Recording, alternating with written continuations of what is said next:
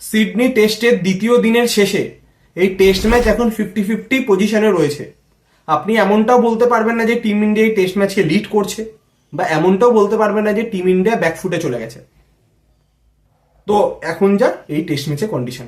কিন্তু হ্যাঁ, এই টেস্ট ম্যাচ ইন্ডিয়ার ফরে কতটা আসবে সেটা ডিপেন্ড করবে কিন্তু সেকেন্ড ইনিংসে জসপ্রীত বুমরা বোলিং করবেন কিনা। কারণ আজকে আমরা দেখেছি লাঞ্চের পর তিনি 1 ওভার বোলিং করার পর তিনি বিরাটের সাথে গিয়ে কিছু কথা বলেন, তারপর তিনি প্যাভিলিয়নে চলে যান, সেখান থেকে তিনি হসপিটালে যান স্ক্যান করার জন্য। তো তার রিপোর্ট কি এখনো অবধি আমরা তার কোনো মেডিকেল আপডেট ম্যানেজমেন্টের তরফ থেকে পাইনি। তো সেই টাইমে স্ট্যান্ড ইন ক্যাপ্টেন ছিলেন বিরাট কোহলি। তো এই যে টেস্ট ম্যাচ, এই টেস্ট ম্যাচ 5 দিন যাবে না এবং ড্রয়েরও কোনো চান্স নেই, কারণ পিচের যা কন্ডিশন।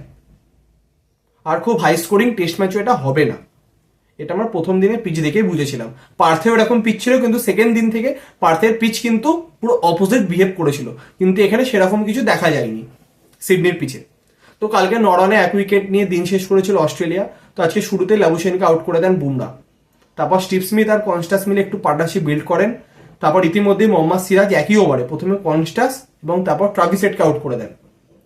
তো পুরো প্রেসারে এসে যায় অস্ট্রেলিয়া। তারপর কিউস্টেড এবং স্মিথ মিলে একটু পার্টনারশিপ বিল্ড করে এবং প্রথম স্পেলেতে প্রসিদ্ধ কৃষ্ণা ভালো বোলিং করতে পারছিলেন না। তারপর প্রসিদ্ধ কৃষ্ণা আসেন এবং স্টিভ স্মিথকে আউট করে দেন, 5 উইকেট হয়ে যায়।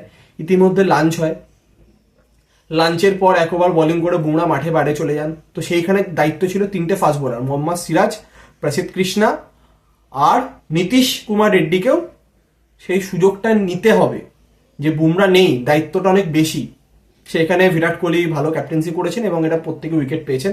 নীতিশ 2টি উইকেট পেয়েছেন, প্রসিদ্ধ কৃষ্ণা 2টি উইকেট পেয়েছেন তারপরে লাঞ্চের পরে, যার ফলে 181 রানে অল আউট হয়ে যায় অস্ট্রেলিয়া এবং টিম ইন্ডিয়ার কাছে লিড থেকে 4 রানের।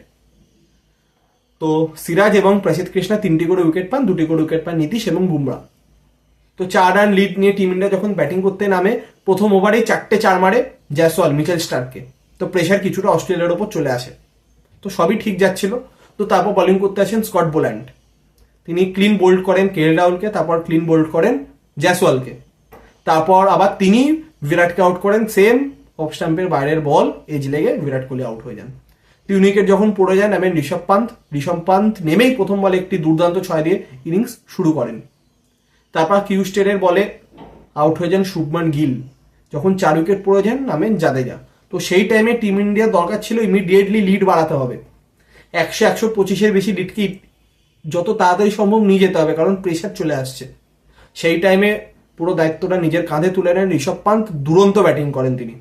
29 বলে তার হাফ সেঞ্চুরি কমপ্লিট করেন এবং তারপর একটি আবার ড্রিঙ্কস ব্রেক হয়।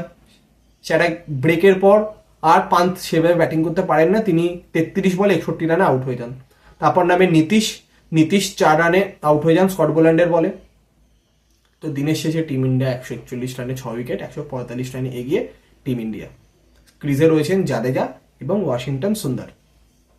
তো এখান থেকে টিম ইন্ডিয়ার কালকে একটাই লক্ষ্য থাকবে যে কম করে যাতে 200 টপকানো যায়, কারণ 2000 সাল থেকে আমরা যদি স্ট্যাট দেখি 200-র বেশি রান যখন চেস করা হয়েছে সিডনির মাঠে, দল 1 বার জিতেছে, 7 বার হেরেছে, 4 বার ড্র হয়েছে 12টা ম্যাচের মধ্যে। মানে 4th ইনিংসে সিডনিতে রান চেস করা এতটাও সোজা হবে না। তো সেইখানেতে পিচেরও যে অবস্থা, কালকেই হয়তো আমরা ম্যাচের রেজাল্ট দেখে যেতে পারি, কারণ অলরেডি 2 দিনে 26 উইকেট পড়ে গেছে। এই সেম জিনিসটা যদি ইন্ডিয়ান পিচে হতো তো আপনি ফেসবুক টুইটার সব জায়গাতে দেখলে লম্বা লম্বা পোস্ট, কিন্তু যেহেতু এখন অস্ট্রেলিয়াতে হচ্ছে তো সেখানকার প্রাক্তন প্লেয়ার এখন চুপচাপ রয়েছে। তো কালকে মেগা সানডে, টিম ইন্ডিয়াকে অতি অবশ্যই টার্গেট রাখতে হবে যে 200-র বেশি রান যাতে টার্গেট দেওয়া যায়, এবং বোলিংয়ে যদি বুমরা বোলিং করুক কি না করুক অন্য বোলারদের দায়িত্ব নিয়ে উইকেট তুলতে হবে। এবং ইতিমধ্যেই লাঞ্চ ব্রেকের সময় রোহিতের একটি ইন্টারভিউতে রোহিত এটা ক্ল্যারিফাই করে দেন যে তাকে ড্রপ করানো হয়নি, তিনি নিজের ইচ্ছাতে, তার ব্যাট থেকে তার রান হচ্ছিল না, সেই কারণে তিনি নিজেই এই টেস্ট ম্যাচ থেকে সরে দাঁড়িয়েছেন।